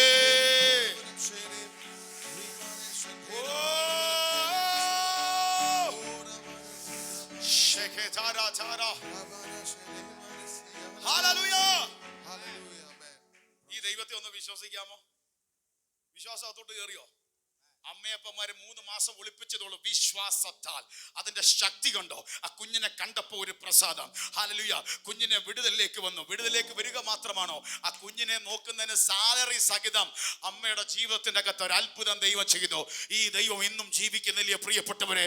നമുക്ക് വേണ്ടി കരുതാൻ, നമുക്ക് വേണ്ടി പ്രവർത്തിക്കാൻ, നമുക്ക് വേണ്ടി വഴികളെ തുറപ്പാൻ, നമ്മുടെ ജീവിതത്തെ അനുഗ്രഹിപ്പാൻ. അടുത്ത 10ാമത്തെ വാക്യം വളർന്ന ശേഷം ഫറവോന്റെ പുത്രിയുടെ അടുത്തേക്ക് കുഞ്ഞിനെ വീണ്ടും ചെയ്തു കൊണ്ടുപോയി. ഇനിയാണ് നമ്മൾ വായിച്ച വചനത്തിൽ മെസ്സേജ് തുടങ്ങാൻ പോവുക. നമ്മൾ വായിച്ചു, ശിശു ജനിച്ചപ്പോൾ അസാധാരണമെന്ന് കണ്ട് അവരെന്ത് ചെയ്തു? കുഞ്ഞിനെ. ഇനി മോശ വളർന്നപ്പോ, ഇനിയാണ് ശ്രദ്ധിച്ചത്, മോശ വളർന്ന, അതാണ് നമ്മൾ വായിച്ചത്. ഒന്ന് വിശ്വാസം. മോശ വളർന്നപ്പോ തനിക്കൊരു തീരുമാനമെടുക്കേണ്ട സമയം വന്നു. തനിക്ക് വേണേ ഫറവോന്റെ പുത്രിയുടെ മകൻ എന്ന് പറഞ്ഞ കൊട്ടാരത്തിൽ എല്ലാവിധ അഭ്യസിച്ച് നന്നായി വളർന്നു പോകാം. പക്ഷെ അത് തീരുമാനമെടുക്കാതെ എന്റെ ജനം എങ്ങനെയുണ്ടെന്ന് അറിഞ്ഞ് വെളിയിലോട്ടിറങ്ങി സ്വന്തം ജനത്തിന്റെ കഷ്ടതയായാലും മതി എന്ന് പറഞ്ഞ് ഒരു തെരഞ്ഞെടുപ്പ് താൻ ഏറ്റെടുത്തു. പുറപ്പാട് 2-ാം അധ്യായം വായിക്കുമ്പോൾ നിങ്ങൾക്ക് അതിന്റെ ചരിത്രം, സമയം ഒന്നുകൂടെ മൊത്തം വായിക്കുന്നില്ല. അവിടെ തന്റെ കൂട്ടുവംശം എബ്രായർ മറ്റുള്ളവരെ പീഡിപ്പിക്കപ്പെടുന്ന കാണുമ്പോൾ അവന് അരിശം വന്നു. കാരണം സ്വന്തം ജനത്തിനോട് വലിയ സ്നേഹം. എന്നിട്ടൊരു തീരുമാനമെടുത്തു, ഇനി ഇവിടെ നിൽക്കുന്നില്ല. അദൃശ്യനായ ദൈവത്തെ കണ്ടതുകൊണ്ട് ഫറവോന്റെ പുത്രിയുടെ മകൻ എന്ന് വിളിക്കുന്ന പരിപാടിയെ വിട്ടിട്ട് ഇറങ്ങി തിരിച്ചു. ഇനി ആ 3 കാര്യത്തിൽ നിന്നാണ് ഞാൻ സംസാരിക്കാൻ പോകുന്നത്. 1, മോശയുടെ മാതാപിതാക്കളുടെ വിശ്വാസം. 2, മോശയുടെ തെരഞ്ഞെടുപ്പ്. 3, മോശ നോക്കിയത് ഇപ്പുറത്തെ ഇതല്ല, മുന്നോട്ടുള്ളത്, നിത്യതയുടേതുള്ളത്, അദൃശ്യമായത്. 3 കാര്യങ്ങളൊന്ന് വേഗത്തിൽ പറഞ്ഞ് നമ്മൾ പ്രാർത്ഥിക്കാൻ പോകും. ഒന്ന്, ഏറ്റവും പ്രധാനപ്പെട്ടതാണ് വിശ്വാസം. എന്താണ് വിശ്വാസം? ഈ എബ്രായർ 1:7 എന്ന് വായിച്ച്, എബ്രായർ 11:7 നമ്മൾ വായിച്ച എബ്രായരുടെ ലേഖനം 11-ാം അധ്യായം 7-ാം വാക്യം. വിശ്വാസത്താൽ നോഹ അതുവരെ കാണാത്തവയെ കുറിച്ച് അരുളപ്പാടുണ്ടായിട്ട് ഭയഭക്തി പൂണ്ട് തന്റെ കുടുംബത്തിന്റെ രക്ഷയ്ക്കായിട്ട് ഒരു പെട്ടകം തീർത്തു. അതിനാൽ അവൻ ലോകത്തെ കുറ്റം വിധിച്ചു വിശ്വാസത്താലുള്ള നീതിക്ക് അവകാശിയായി തീർന്നു. വിശ്വാസത്താൽ ഒരു അരുളപ്പാടുണ്ടായി. വിശ്വാസത്താൽ നോഹ ഇതുവരെ കാണാത്ത ഒരു അരുളപ്പാടുണ്ടായി. അതായത് മൊത്തത്തിൽ ജലപ്രളയം വരുന്നു, നീ ഒരു പെട്ടകം ഉണ്ടാക്ക്, അതിൽ കയറുന്നവൻ രക്ഷ പ്രാപിക്കും. ഈ അന്നത്തെ കാലത്ത് അത്രയും മഴയും വെള്ളപ്പൊക്കവും ഇല്ല. അപ്പോഴാണ് ദൈവം പറയുന്നത് നീ പെട്ടകം ഉണ്ടാക്കാൻ. സത്യം പറഞ്ഞാൽ നോഹ പെട്ടകം ഉണ്ടാക്കാൻ ഇറങ്ങിയപ്പോൾ എല്ലാവരും കളിയാക്കി. ഇടം മഴയും വമ്പൻ മഴയും വെള്ളപ്പൊക്കവും ഒന്നും ഇതുവരെ നമ്മൾ ഈ ലോകം ഉണ്ടായത് കണ്ടില്ല. അവിടെ ആണോ നീ ഇതെല്ലാം ഉണ്ടായി? നിന്നോട് ആര് പറഞ്ഞു? അശരീരി ഒന്നും തോന്നിയതല്ല, നിനക്ക് വേറെ വല്ലതും തോന്നിയതായിരിക്കും, നീ ഉറക്കത്തിൽ വല്ലതും കണ്ടതായിരിക്കും. ഇത് പോഷത്വം. പക്ഷേ വിശ്വാസത്താൽ ദൈവശബ്ദമെന്ന് മനസ്സിലായി നോഹ പെട്ടകം പണിതു. എന്തു സംഭവിച്ചെന്നറിയാമോ? ഭൂരിപക്ഷം ദൈവകോപത്തിൽ ജലപ്രളയത്തിൽ ഒഴുകിപ്പോയപ്പോൾ നോഹയും നോഹയുടെ കുടുംബവും വിശ്വാസത്താൽ രക്ഷ പ്രാപിപ്പാൻ ഇടവന്നു. കണ്ടോ? വിശ്വാസത്തിൽ ഉറച്ചു നിന്നപ്പോൾ മറ്റേത് നശിച്ചപ്പോഴും നോഹയും നോഹയുടെ കുടുംബം എന്ത് ചെയ്തു? അത്ഭുതം കണ്ടു. ഇന്ന് പകലും അതും നമ്മെ കുറിച്ച് ദൈവം ആഗ്രഹിക്കുന്നു. ചിലതൊക്കെ ദൈവം പറയുമ്പോൾ കണ്ണിന് മുമ്പിൽ പ്രതികൂലമായിട്ടാണ് നിൽക്കുന്നത്, അതിനൊരു സാഹചര്യമില്ല. പക്ഷെ വിശ്വാസത്താൽ നോഹ അത് ചെയ്തു, തന്റെ കുടുംബത്തിന് രക്ഷയായി തീർന്നു. ഇന്ന് പകൽ നാം വിശ്വാസത്താൽ ചെയ്യുന്നത് നമ്മുടെ കുടുംബത്തിന്റെ രക്ഷയായി തീരും. അത് തന്നെ താഴോട്ട് 11-ന്റെ 17, 18, 19 വായിച്ചു. വിശ്വാസത്താൽ അബ്രഹാം താൻ പരീക്ഷിക്കപ്പെട്ടപ്പോൾ ഇസഹാക്കിനെ യാഗമർപ്പിച്ചു. ഇസഹാക്കിൽ നിന്നു ജനിച്ചവർ നിന്റെ സന്തതി എന്ന് വിളിക്കപ്പെടുമെന്ന് അരുളപ്പാട് ലഭിച്ചു. വാഗ്ദത്തങ്ങളെ കൈക്കൊണ്ടവൻ തന്റെ ഏകജാതനെ അർപ്പിച്ചു. 19 മരിച്ചവരുടെ ഇടയിൽ നിന്നും ഉയർപ്പിപ്പാൻ ദൈവം ശക്തനെന്ന് എണ്ണുകയും അവരുടെ ഇടയിൽ നിന്നും എഴുന്നേറ്റവനെ പോലെ അവനെ തിരികെ പ്രാപിക്കുകയും ചെയ്തു. അവിടെ പറഞ്ഞു വിശ്വാസത്താൽ അബ്രഹാമിനോട് പറഞ്ഞു, നീ സ്നേഹിക്കുന്നതിന്റെ ഏകജാതനായ മകൻ ഇസ്ഹാക്കിനെ യാഗം കഴിപ്പിക്കണം. അയ്യോ, ആറ്റുനോറ്റുണ്ടായ കുഞ്ഞ, ദൈവം പറഞ്ഞ യാഗം കഴിപ്പിക്കണം. പക്ഷെ വിശ്വാസത്താൽ അബ്രഹാം ഒരു മടിയും തോന്നിയില്ല. രാവിലെ തന്നെ ഒരുങ്ങി യാഗത്തിന് പോയി. കാരണം തനിക്കൊരു മനസ്സിലായി, മരിച്ചതിനെ ജീവിപ്പിക്കുന്ന ദൈവമാണ്. ഇത് ചാരമായാലും ഈ കുഞ്ഞിനെ ദൈവം ഓർപ്പിക്കും. കാരണം എനിക്കൊരു സന്തതി ഉണ്ടാവും, ദൈവത്തിന്റെ വാഗ്ദത്തമാണ്. നിനക്കും നിന്റെ സന്തതിക്കും ദേശം തരുമെന്ന വാഗ്ദത്തമാണ്. ഹല്ലേലൂയ. അബ്രഹാം ഒരുക്കത്തോടെ തന്റെ തലമുറയെ കൊണ്ടുപോയി. പോകുമ്പോൾ മോൻ ചോദിക്കുന്ന ഒരു ചോദ്യമുണ്ട്, അപ്പാ എന്നും പോകുന്ന പോലല്ലോ നമ്മൾ പോകുന്നത്. യാഗത്തിനുള്ള തീയുണ്ട്, ഹല്ലേലൂയ, യാഗത്തിനുള്ള വിറകുണ്ട്, കത്തിയുണ്ട്, എല്ലാം ഉണ്ട്. പക്ഷെ യാഗത്തിനുള്ള മൃഗം എവിടെ? എന്നും യാഗത്തിന്റെ മൃഗവുമായിട്ട് പോകുന്ന യാഗത്തിന്റെ മൃഗം എവിടെ? അപ്പൻ മോനോടൊരു ചോദ്യം പറഞ്ഞു, യഹോവ കരുതിക്കൊള്ളും, മല കയറുമ്പോഴും യാഗത്തിന് പോകുമ്പോഴും ഉള്ളിന്റെ ഉള്ളിൽ ഒരു വിശ്വാസമുണ്ട്, എന്റെ ദൈവം കരുതിക്കൊള്ളും. By faith, hallelujah. ഇനി അഥവാ സംഭവിച്ചില്ല, എന്റെ കുഞ്ഞ് യാഗമാകേണ്ടി വന്നാലും മരിച്ചതിനെ ജീവിപ്പിക്കുന്ന, ചാരത്തിൽ നിന്നും അത്ഭുതം ചെയ്യുന്ന ദൈവം ഒരത്ഭുതം ചെയ്യും. ഇന്ന് പകൽ നമ്മുടെ വിശ്വാസം അങ്ങനെ ആയിരിക്കട്ടെ. വിശ്വാസം സംഭവിച്ചത് എന്താ? അത് ചെയ്യേണ്ടി വന്നില്ല. ദൈവത്തിന്റെ കരുതൽ അപ്പുറത്ത് വെളിപ്പെട്ടു. അപ്പുറത്ത് ഒരു ആട്ടിൻകുട്ടിയെ കണ്ട് അതിനെ അറച്ചു. ദൈവം പറഞ്ഞു, ഞാൻ നിന്നെ ഐശ്വര്യമായി അനുഗ്രഹിക്കും. വിശ്വാസത്താൽ. ഇന്നൊരു വാക്ക് ശ്രദ്ധിച്ചണം. 11-ാം അധ്യായം 15-16 വായിച്ചേ. അവൻ വിട്ടുപോകുന്നതിനെ ഓർത്തു എങ്കിൽ മടങ്ങിപ്പോവാൻ ഇടയുണ്ടായിരുന്നുവല്ലോ. അവരോ അധികം നല്ലതിനെ, സ്വർഗീയമായതിനെ തന്നെ കാംക്ഷിച്ചിരുന്നു. ആകയാൽ ദൈവം അവരുടെ ദൈവമെന്ന് വിളിക്കപ്പെടുവാൻ ലജ്ജിക്കുന്നില്ല. അവൻ അവർക്കായി ഒരു നഗരം ഒരുക്കിയിരിക്കുമല്ലോ. നമ്മുടെ പൂർവ്വപിതാക്കന്മാർ വിട്ടുപോയതിനെ കുറിച്ച് ഓർത്താൽ മടങ്ങിപ്പോകാൻ ഇവിടെ ഉണ്ടായിരുന്നല്ലോ. അബ്രഹാമിന് പിടിച്ചു പോയായിരുന്നു താൻ ജനിച്ചു വളർന്ന കരയിലേക്ക്. പക്ഷെ പ്രതിസന്ധിയുടെ നാളിൽ അബ്രഹാം തിരിഞ്ഞു പോയില്ല. നമ്മുടെ പിതാക്കന്മാർക്കെല്ലാം തിരിഞ്ഞു പോകാൻ വിട്ടതിനെ ഓർത്താൽ, ഇപ്പൊ ഉള്ളതിനേക്കാൾ വമ്പൻ സെറ്റപ്പ് പണ്ടുണ്ടായിരുന്നു.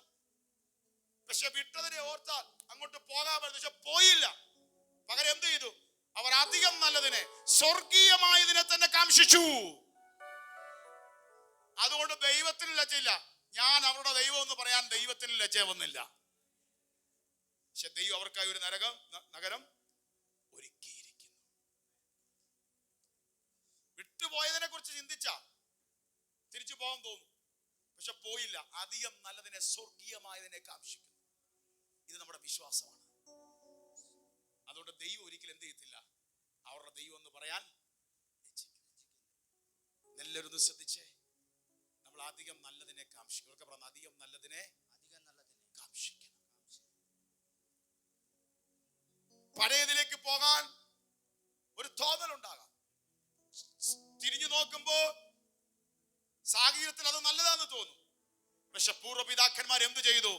അധികം നല്ലതിനെ, സ്വർഗീയമായതിനെ, നിലനിൽക്കുന്നതിനെ കാംക്ഷിച്ചു. വിശ്വാസത്താൽ. ഉറക്കെ പറ, വിശ്വാസത്താൽ. മോശയുടെ അപ്പനും അമ്മയും ഇത്ര റിസ്ക് എടുക്കേണ്ട കാര്യമില്ല. പക്ഷെ വിശ്വാസത്താൽ അവർ അധികം നല്ലതിനെ കാംക്ഷിച്ചു. ഇനി ഞാൻ അത് ചുരുക്കാം. 1-2 കാര്യങ്ങൾ പറയാനുണ്ട്. അതുകൊണ്ട് രണ്ടാമത് പറഞ്ഞു, ഒരു തെരഞ്ഞെടുപ്പ്. മോശ എന്ത് തെരഞ്ഞെടുത്തു? മിസ്രൈമിലെ നിക്ഷേപത്തെക്കാൾ ക്രിസ്തുവിന്റെ നിന്ന, ദൈവജനത്തോടുള്ള കഷ്ടം എന്ത് ചെയ്തു? തെരഞ്ഞെടുത്തു. ഫറവോന്റെ പുത്രി എന്ന് വിളിക്കാനുള്ള, പുത്രിയുടെ മകൻ എന്ന് വിളിക്കാനുള്ള യോഗ്യത, ക്രമീകരണമുണ്ട്. പക്ഷെ എനിക്കത് വേണ്ട. ഞാൻ ചൂസ് ചെയ്യുന്നത്, ഞാൻ തെരഞ്ഞെടുക്കുന്നത് എന്റെ നല്ലത് മതി. ഇനി എല്ലാവരും ശ്രദ്ധിച്ചേ. ക്രിസ്തീയ ജീവിതത്തെ രണ്ടാമത്തെ വളരെ ശ്രദ്ധിക്കണം. നമ്മുടെ തെരഞ്ഞെടുപ്പ് വളരെ ശ്രദ്ധിക്കണം. ആവർത്തന പുസ്തകത്തിൽ പറയുന്നുണ്ട്, ആവർത്തനം 11:26, 27, 28. ആവർത്തനം 11:26. ഇതാ ഞാൻ അനുഗ്രഹവും ശാപവും നിന്റെ മുമ്പിൽ വെക്കുന്നു, നിനക്ക് ഇഷ്ടമുള്ളത് എടുക്കാം. ആവർത്തനം 11:26. ഇതാ ഞാൻ അനുഗ്രഹവും ശാപവും നിന്റെ മുമ്പിൽ വെക്കുന്നു. 27 വായിച്ചേ. ഇന്ന് ഞാൻ നിങ്ങളോട് ആജ്ഞാപിക്കുന്ന നിങ്ങളുടെ ദൈവമായ യഹോവയുടെ കൽപ്പനകൾ നിങ്ങൾ അനുസരിക്കുന്നു എങ്കിൽ അനുഗ്രഹവും, നിങ്ങളുടെ ദൈവമായ യഹോവയുടെ കൽപ്പനകൾ അനുസരിക്കാതെ ഇന്ന് ഞാൻ നിങ്ങളോട് കൽപ്പിക്കുന്ന വഴിയെ വിട്ടുമാറി നിങ്ങൾ അറിഞ്ഞിട്ടില്ലാത്ത അന്യ ദൈവങ്ങളുടെ പിന്നാലെ ചെല്ലുന്നു എങ്കിൽ ശാപവും വരും. കേട്ടോ, ഈ ഭൂമിയിൽ തെരഞ്ഞെടുപ്പും ദൈവം മനുഷ്യന് കൊടുത്തേക്കുക. ഇനി എല്ലാവരും ശ്രദ്ധിച്ചോണം. അനുഗ്രഹവും ശാപവും, ജീവനും മരണവും നിന്റെ മുമ്പിൽ വെച്ചേക്കുക. ഇത് നിന്റെ തെരഞ്ഞെടുപ്പാണ്. നീ നല്ലത് തെരഞ്ഞെടുത്താൽ അത് നിനക്ക് അനുഗ്രഹമായി മാറും. ദൈവം മനുഷ്യനെ ഒരു ഫ്രീ വില്ലോടാണ് സൃഷ്ടിച്ചത്. അത് എല്ലാവരും ഒന്ന് ശ്രദ്ധിച്ചേ. വെളിപ്പാട് പുസ്തകം ഞാൻ കണ്ടാലോ, ഞാൻ വാതിക്കെ വന്ന് എന്ത് ചെയ്യുന്നു? ആരാ കഥ തുറക്കണ്ടേ? ആരെങ്കിലും എന്റെ ശബ്ദം കേട്ട് ദൈവം പുറത്തുനിന്ന് മുട്ടും. തുറക്കേണ്ടത് ആരാ? തെരഞ്ഞെടുപ്പ് ആർക്ക് തന്നേക്കുവാ? ഏദൻ തോട്ടത്തിൽ മനുഷ്യനെ സൃഷ്ടിച്ചു. പലരും ചോദിക്കുന്ന ചോദ്യമാണ്, എന്താ ഹവ്വ കഴിച്ചപ്പോ, ആദാം കഴിച്ചപ്പോ ദൈവം തട്ടി മാറ്റാഞ്ഞ്? ദൈവം മനുഷ്യന് തെരഞ്ഞെടുപ്പിന്റെ ഫ്രീ വില്ല് കൊടുത്തിട്ടുണ്ട്. നന്മയും തിന്മയുടെ ഫലം നിനക്ക് തരാം, തോട്ടം കാത്തോണം എല്ലാം ഉണ്ട്. നിന്റെ തെരഞ്ഞെടുപ്പാ, നിനക്ക് എന്ത് വേണമെങ്കിലും തെരഞ്ഞെടുക്കാം. എന്റെ കൽപ്പന നിനക്ക് അനുസരിച്ച് ഇവിടെ വാഴാം, അതല്ല മറ്റേതാണെങ്കിൽ അങ്ങനെ. തെരഞ്ഞെടുപ്പിനെ ദൈവം എന്ത് ചെയ്യത്തില്ല, അതിനുള്ള സാഹചര്യം ഒരുക്കി തരും. മുട്ടും, തുറക്കാം, അടയ്ക്കാം, അങ്ങനെ തന്നെ ഇരിക്കും. അടുത്തിരിക്കുന്ന തെരഞ്ഞെടുപ്പ് നമ്മുടെയാന്ന് പറഞ്ഞേ, നമ്മുടെയാ തെരഞ്ഞെടുപ്പ്. ഹല്ലേലൂയ. അനുഗ്രഹവും ശാപവും ദൈവം നമ്മുടെ മുമ്പിൽ വെച്ചേക്കുക, നിനക്കത് തെരഞ്ഞെടുക്കാം. മോശെ, നിന്റെ മുമ്പിൽ നിനക്കൊരു രണ്ട് സാധ്യതയാണ്. ഫറവോന്റെ കൊട്ടാരത്തിൽ എല്ലാം അഭ്യസിപ്പിച്ച് അവന്റെ ലെവലിൽ നിന്നുകൊണ്ട് നിനക്ക് തക്കാലം വാഴാം. പക്ഷെ അതല്ല, ഇച്ചിരി കഷ്ടം സഹിച്ചാലും നീ അവിടെ ഇറങ്ങി തിരിച്ച് ദൈവജനത്തോട് ഇച്ചിരി വേദന കൂടെ പോയാൽ അതിനപ്പുറത്തും നിനക്ക് ഭയങ്കര വാഴ്ച ദൈവം വെച്ചിട്ടുണ്ട്. നമ്മുടെ എല്ലാവരുടെയും ക്രിസ്തീയ ജീവിതത്തിൽ വിശ്വാസത്തിൽ, മോശ വിശ്വാസത്തിൽ വളർന്നു. വിശ്വാസത്തിൽ വളരുന്ന നമ്മുടെ ജീവിതത്തിന്റെ മുമ്പിൽ ഒരു ഇതുപോലെ ചില പ്രത്യേക തെരഞ്ഞെടുപ്പിന്റെ സമയങ്ങൾ വരും. അവിടെയാണ് പല ദൈവമക്കളും പരാജയപ്പെട്ടു പോകുന്നത്. അത്ഭുതം കണ്ട, സൗഖ്യം കണ്ട, വിടുതൽ കിട്ടിയ, കെട്ടുകൾ പൊട്ടിയ, നന്മകൾ ഒത്തിരി കണ്ട, വിശ്വാസത്തിൽ ജീവിതത്തിൽ വന്ന പലരും ചില വർഷങ്ങൾ കഴിയുമ്പോൾ വല്ലാത്ത അവസ്ഥയിലേക്ക് മാറാൻ പോകാൻ കാരണം എന്താ? പലരും വിശ്വാസത്തിൽ വിട്ടുപോകുന്ന അവസ്ഥ എന്താ വരാൻ കാരണം? ഒരു ജീവിതത്തിന്റെ തെരഞ്ഞെടുപ്പിന്റെ സമയം വന്നപ്പോൾ അവർ വിശ്വാസത്തിൽ വളർന്നു. കുറച്ചു കഴിഞ്ഞപ്പോൾ തെരഞ്ഞെടുപ്പ് വന്നപ്പോൾ തെറ്റിപ്പോയി. അപ്പുറത്തെ താൽക്കാലിക സുഖത്തിനായി ചിലത് വേണ്ടാത്തത് തെരഞ്ഞെടുത്തു, അത് അവരുടെ നാശത്തിനായി. നമ്മൾ ഇന്ന് വായിച്ച വചനം ഒന്നിച്ച് ബൈബിളിയുടെ 7:14 നമ്മൾ വായിച്ചത്, ജീവനിലേക്കുള്ള വഴി. ആ വാക്യം വായിച്ചപ്പോ എന്താണ്? ഇടുക്കമുള്ളത്. മറ്റേതെങ്ങനെ? വിശാലമാണ്. മറ്റേത് കാണുമ്പോൾ ഭയങ്കര വിശാലമായിട്ട് നമുക്ക് തോന്നും. എല്ലാരും ഒന്ന് ശ്രദ്ധിച്ചേ. അപ്പൊ നമുക്കൊരു സുഖം, ഇടയില്ല, അവിടെ നിൽക്കാത്ത അതേ സുഖം ഇവിടെ ഇപ്പൊ ഉണ്ടല്ലോ. ആ വാതിലിന്റെ പ്രത്യേകത എന്തോന്നറിയാമോ? കുറച്ചുകൂടെ കഴിയുമ്പോ എങ്ങനെയാ പോകുന്നതെന്നറിയാം? കെണിയിൽ വീഴുക. പക്ഷെ ജീവന്റെ വാതിലിന്റെ പ്രത്യേകത ഇച്ചിരി ഇടുക്കിയ കേറുന്നത്. ഈ ഓരോ സ്റ്റെപ്പ് വെക്കുമ്പോഴും വിശാലമായി വിശാലമായി അനുഗ്രഹത്തിൽ നിന്ന് അനുഗ്രഹത്തിലേക്ക്, ജയത്തിൽ നിന്ന് ജയത്തിലേക്ക്, മഹത്വത്തിൽ നിന്ന് മഹത്വത്തിലേക്ക് ദൈവം വഴി നടത്തുക.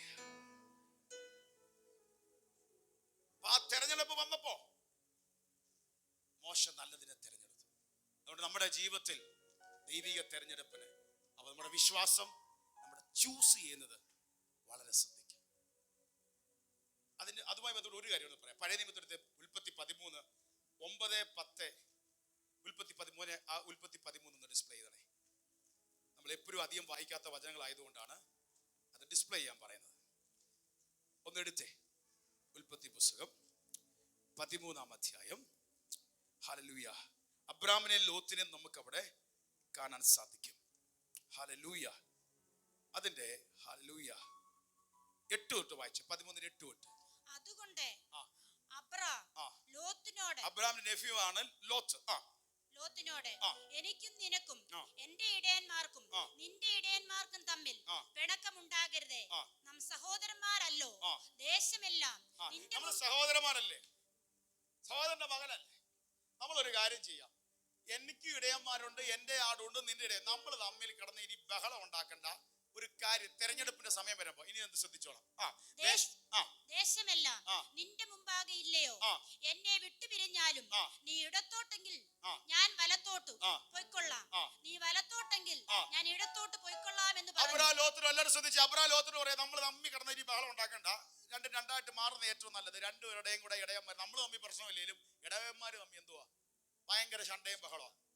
അത് തീർക്കാനേ പ്രശ്നം എപ്പോഴും ഉള്ളൂ. അതുകൊണ്ട് നമുക്ക് രണ്ടായിട്ട് അങ്ങ് മാറാം. അതുകൊണ്ട് ഒരു കാര്യം ചെയ്യാം, നീ വലത്തോട്ട് പോയാൽ ഞാൻ ഇടത്തോട്ട്, നീ ഇടത്തോട്ട് പോയാൽ ഞാൻ വലത്തോട്ട്. നീ അങ്ങോട്ട് പോകുന്ന അതിന് ഓപ്പോസിറ്റ് പോയിക്കാം. നിനക്ക് ഇഷ്ടം, നീ എന്തോ വെച്ചാൽ തെരഞ്ഞെടുക്കുക. നമ്മൾ സഹോദരൻ മാന്യമായിട്ടൊരു പിരിയില്ല, നമുക്ക് സന്തോഷമായിട്ടങ്ങ് പിരിയാം. നിന്റെ ഇഷ്ടത്തിന് നീ പോ, ഞാൻ എന്റെ ഇഷ്ടത്തിന് പോകാം. പക്ഷേ ലോത്തിന് ഒരു അബദ്ധം പറ്റി. അതാണ് ഇനി ശ്രദ്ധിക്കാൻ പോകുന്നത്. ഇനി ശ്രദ്ധിച്ചേ. അപ്പോൾ ലോത്ത് നോക്കി ആ. യോർദാൻ അരികെയുള്ള ആ. പ്രദേശമൊക്കെയും ആ. നീരോട്ടം ഉള്ളതെന്ന് കണ്ട് ആ. യഹോവ ആ. സോദോമിനെയും ഗോമോറയെയും ആ. നശിപ്പിച്ചതിനു മുമ്പേ ആ. അത് യഹോവയുടെ തോട്ടം പോലെയും ആ. സോവാർ വരെ ആ. മിസ്രയീം ദേശം പോലെയും ആയിരുന്നു. ഈ ലോത്ത് അബ്രാം പറഞ്ഞതേ ഉള്ളൂ. ലോത്ത് ഒന്ന് തലപൊക്കി നോക്കി. അടാ കൊള്ളാലോ. ലോത്ത് തലപൊക്കി നോക്കിയപ്പോ ഇച്ചിരി നീരോട്ടമുള്ള പ്രദേശം ആദ്യം എന്ത് ചെയ്തു? കണ്ടു. സോദോം കൊന്നു. പുള്ളി മനസ്സിലായി, എന്റെ ആടിന് പറ്റിയ സ്ഥലം. ഇനി അബ്രാം എങ്ങോട്ട്, ഇടത്തോ വലത്തോ എവിടെ പോട്ടെ, ആദ്യം കണ്ട പച്ചിപ്പിലെ ആദ്യം കണ്ട നീരോട്ടത്തിലേക്ക് ലോത്തിന് തീരുമാനമെടുത്ത് ഞാൻ അങ്ങോട്ട് പോകാം. നമുക്കറിയാം പിന്നീട് സംഭവിച്ചത്. ദൈവകോപം വന്ന ദേശമായി ആ ദേശം മാറി. മ്ലേച്ഛതയുടെ ദേശമായിരുന്നു. ആദ്യം കാണുമ്പോൾ നല്ലത് തോന്നി. ലോത്ത് കണ്ടത് നീരോട്ടമുള്ളത് പിന്നീട് ശാപത്തിൻ്റെതായി തീർന്നു. പക്ഷേ ഇതാ നമ്മുടെ ജീവിതത്തിൽ ചില തെരഞ്ഞെടുപ്പ് വരുമ്പോ അപ്പ കാണുന്ന താൽക്കാലികത്തിന് വേണ്ടി ദൈവികമായതിനെയും പ്രമാണമില്ലാത്തതിനെയും അസത്യ ആരാധനയും ദൈവമായിട്ട് ബന്ധമില്ലാത്തതിനെയും ചേർത്ത് പിടിക്കാൻ പോയത് കൊണ്ട് അത് ശാപത്തിൻ്റെതായി തീർന്നു. ഇത് കഴിഞ്ഞപ്പോൾ എന്തോ സംഭവിച്ചു? അടുത്തത് ലോത്ത് യോർദാൻ അരികെയുള്ള പ്രദേശമൊക്കെയും തിരഞ്ഞെടുത്തു. ഇങ്ങനെ ലോത്ത് കിഴക്കോട്ട് യാത്രയായി. ആ ദേശം മൊത്തം ആരെ ഏറ്റെടുത്തു? ലോത്ത്. അവർ കിഴക്കോട്ട് യാത്രയായി. അവർ തമ്മിൽ പിരിഞ്ഞു. അബ്രാം കനാൻ ദേശത്ത് പാർത്തു. ലോത്ത് ആ പ്രദേശത്തിലെ പട്ടണങ്ങളിൽ പാർത്തു. സോദോം വരെ കൂടാരം നീക്കി അടിച്ചു. അവൻ സോദോം ഭയങ്കര കൂടാരം എന്ത് ചെയ്തോണ്ടിരിക്കുക? സോദോമിൽ നീട്ടി അടിച്ചോണ്ടിരിക്കുക. അടുത്തത് സോദോം നിവാസികൾ ദുഷ്ടന്മാരും യഹോവയുടെ മുമ്പാകെ മഹാപാപികളുമായിരുന്നു. ലോത്ത് അബ്രാമിനെ വിട്ടുപിരിഞ്ഞ ശേഷം 14 ലോത്ത് അബ്രാമിനെ വിട്ടുപിരിഞ്ഞ ശേഷം യഹോവ അബ്രഹാമിനോട് അരുളി ചെയ്തത്, തലപൊക്കി നീ ഇരിക്കുന്ന സ്ഥലത്ത്. സത്യം പറഞ്ഞ ഒരിക്കൽ അബ്രാം ആദ്യം ചിന്തിച്ചാണ്, എടാ ഇവനോട് പറയണ്ടായിരുന്നു. ചിലപ്പോ ചിന്തിച്ചുക, ആ നല്ല നീരോട്ടം ഉള്ളത് ആടുകൾക്ക് പറ്റിയത് ആരെ ഏറ്റെടുത്തു? ഇവൻ കൊണ്ടുപോയി. അപ്പുറത്തെ ആവേശത്തെ ഞാൻ അറിയാതെ പറഞ്ഞു പോയി, നീ ഇടത്തോ വലതോ ഞാൻ അങ്ങ് പൊയ്ക്കോളാം. പക്ഷേ വിശ്വാസത്താലെ പറഞ്ഞത്. എങ്കിലും സ്വാഭാവിക മനുഷ്യൻ എന്തിനും ചിന്തിച്ചു കാണും, ഇവൻ നല്ലത് എടുത്തല്ലോ. പക്ഷെ ദൈവം പറയണ്ട, എന്തിനാ വിഷമിക്കുന്നേ? നീ തലപൊക്കി നോക്ക്. നീ എന്ത് ചെയ്യാ? തലപൊക്കി നോക്കി. അടുത്ത് തലപൊക്കി നീ ഇരിക്കുന്ന സ്ഥലത്ത് നിന്നും വടക്കോട്ടും തെക്കോട്ടും കിഴക്കോട്ടും പടിഞ്ഞാറോട്ടും നോക്കുക. നീ കാണുന്ന ഭൂമിയൊക്കെയും ഞാൻ നിനക്കും നിന്റെ സന്തതിക്കും ശാശ്വതമായി തരും. നീ അങ്ങോട്ട് നോക്ക്. തരോട് നീ ഇടത്തും വലത്തും കുറുകെ നടക്ക. ഈ കാണുന്നതും നടക്കുന്നതും എല്ലാം നിനക്ക് അവകാശമായി തരും. ഇന്ന് പകൽ ദൈവജനത്തോടൊരു ദൂത് പറയാ. ആദ്യം കാണുമ്പോൾ നീർനോട്ടമുള്ളത് അത് വിഷമിക്കണ്ട. ദൈവത്തിന്റെ നിയോഗമല്ലെങ്കിൽ അത് നമുക്ക് വേണ്ട. പകരം നീ ദൈവസന്നിധിയിൽ കാത്തിരിക്കാൻ തയ്യാറായാൽ നിന്റെ തലപൊക്കുന്ന ഒരു സമയമുണ്ട്. അത് നീ അവകാശമാക്കുന്നത്. മറ്റേത് നാശത്തിലേക്ക് പോകുമ്പോൾ ദൈവം തരുന്നത്, ദൈവം കാണിക്കുന്നത്, ദൈവത്താൽ സംഭവിക്കുന്നത് അത് നിലനിൽക്കുന്നതാണ്. കരമടിച്ച് ദൈവത്തിന് മഹത്വം കയറ്റിയേ.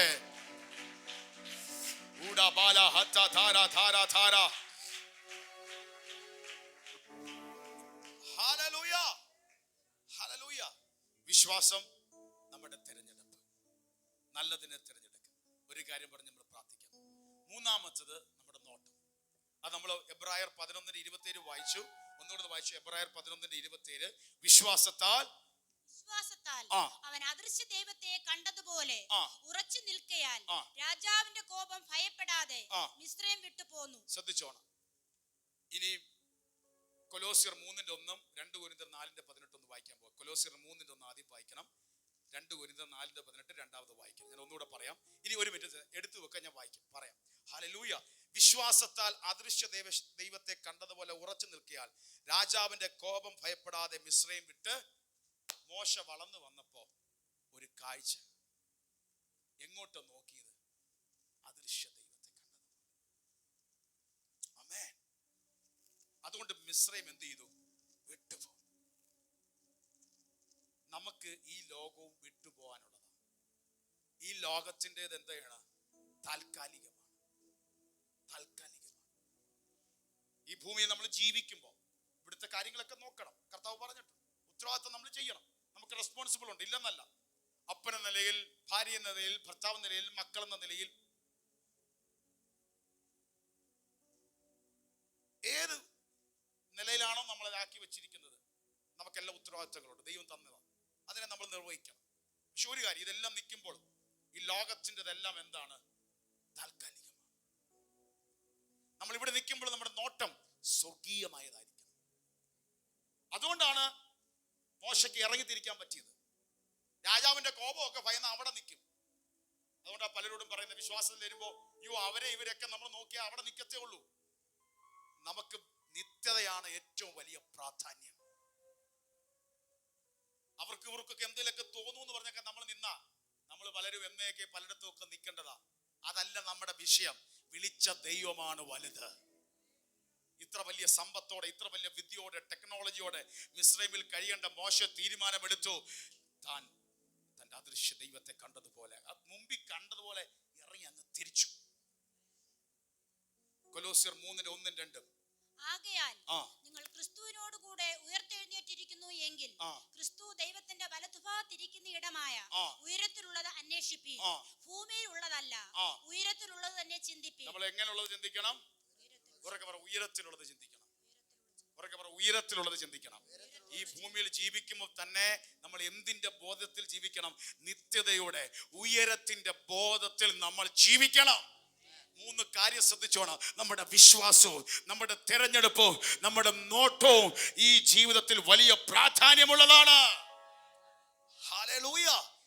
വിടുതലും ദൈവപ്രവൃത്തിയൊക്കെ, നമ്മുടെ നന്മയും വിടുതലും ഒക്കെ അനുഭവിപ്പാൻ നമ്മുടെ വിശ്വാസവും നമ്മൾ എടുക്കുന്ന തെരഞ്ഞെടുപ്പും ഈ ഭൂമിയിലെ നന്മകൾക്കും ദൈവപ്രവൃത്തികൾക്കൊക്കെ അനുഗ്രഹമാണ്. പക്ഷേ നീ മരണത്തിനപ്പുറം നിത്യതയുടെ ജീവിതത്തിന് വേണമെങ്കിൽ എന്തിന്റെ കാഴ്ചപ്പാടി ജീവിക്കണം? എന്തിനെ നോക്കി ജീവിക്കണം? വിശ്വാസത്തിന്റെ നായകനും പൂർത്തി വരുത്തുന്നവനുമായ യേശുവിനെ നോക്കി ജീവിക്കണം. 2 കൊരിന്ത്യർ 4:18. കാണുന്നതിനെ അല്ല കാണാത്തതിനെ അത്രേ ഞങ്ങൾ നോക്കിക്കൊണ്ടിരിക്കുന്നു. കാണുന്നത് താൽക്കാലികം, കാണാത്തതോ നിത്യം. കണ്ടോ, അപ്പോസ്തലനായ പൗലോസ് കൊരിന്ത്യ സഭയ്ക്ക് പറയാ, കാണുന്നതല്ല കാണാത്തതിനത്ര ഞങ്ങൾ നോക്കിക്കൊണ്ടിരിക്കുന്നത്. കാണുന്നത് താൽക്കാലികം, കാണാത്തതോ നിത്യം. നമ്മൾ കാണാത്തതാണ് എന്ത് ചെയ്ത് നിത്യം. ഈ കാണുന്നതെല്ലാം എന്താണ്? താൽക്കാലികം. അതുകൊണ്ട് അപ്പോസ്തലനായ പൗലോസ് ഈ ആയുസ്സിൽ മാത്രം പ്രത്യാശ വയ്ക്കാൻ എന്തൊരു അരിഷ്ട മനുഷ്യൻ. ഈ ആയുസ് മാത്രമേ ഉള്ളെന്ന് പറഞ്ഞ് ജീവിച്ചാൽ ഇതൊരു ബുദ്ധി കെട്ടവൻ, വേറെ ആരുമില്ല. ദൈവത്തിന്റെ വചനം എന്താ പറയുന്നത്? നമ്മൾ നിത്യതയുടെ ബോധത്തിൽ ജീവിക്കുക. അതാണ് അബ്രാം പിതാവ് എബ്രായർ 11:9-10 കൂടെ വായിച്ച്. വിശ്വാസത്താൽ അവൻ വാഗ്ദത്ത ദേശത്തെ ഒരു അന്യദേശത്ത് എന്ന പോലെ ചെന്ന് വാഗ്ദത്തത്തിന് കൂട്ടവകാശികളായ യിസ്ഹാക്കിനോടും യാക്കോബിനോടും കൂടെ കൂടാരങ്ങളിൽ പാർത്തുകൊണ്ട് ദൈവം ശില്പിയായി നിർമ്മിച്ചതും അടിസ്ഥാനമുള്ളതുമായ നഗരത്തിനായി കാത്തിരുന്നു. കണ്ടോ, നമ്മുടെ അബ്രാം പിതാവ് വരെ ഇറങ്ങി തിരിച്ചെങ്കിലും നല്ല കൂടാരമൊക്കെ അടിച്ചു. പക്ഷേ ഒരു ദൂത് പറയാ, കൂടാരം അടിക്കുമ്പോഴും കാത്തിരിക്കുന്നുണ്ട്. ദൈവം ശില്പിയായി നിർമ്മിച്ചതും അടിസ്ഥാനമുള്ള നഗരത്തിനായി കാത്തിരുന്നു. കൂടാരം അടിച്ച് താമസിക്കുമ്പോഴും ഇതൊക്കെ താൽക്കാലികമെന്ന് പറഞ്ഞ് ദൈവത്താൽ നിർമ്മിച്ചൊരു നഗരത്തിന് വേണ്ടി അബ്രാം പിതാവും കാത്തിരുന്നു. അതാണ് ഫിലിപ്പിയർക്കെഴുതിയ ലേഖനത്തിൽ അപ്പോസ്തലനായ പൗലോസ് ഇങ്ങനെ പറയുന്നത് 3:20. നമ്മുടെ പൗരത്വമോ സ്വർഗത്തിലാകുന്നു, അവിടെ നമ്മുടെ കർത്താവായ യേശുക്രിസ്തു രക്ഷിതാവായി വരുമെന്ന് നാം കാത്തിരിക്കുന്നു. ക്രിസ്തീയ ജീവിതം സൗഭാഗ്യ ജീവിതം, കർത്താവിൻ കുഞ്ഞുങ്ങൾ കാണുന്നതായിരുന്നു. സന്തോഷത്തോടെ ക്രിസ്തീയ ജീവിതം സൗഭാഗ്യ ജീവിതം, കർത്താവിൻ കുഞ്ഞുങ്ങൾ കാണുന്നതായിരുന്നു.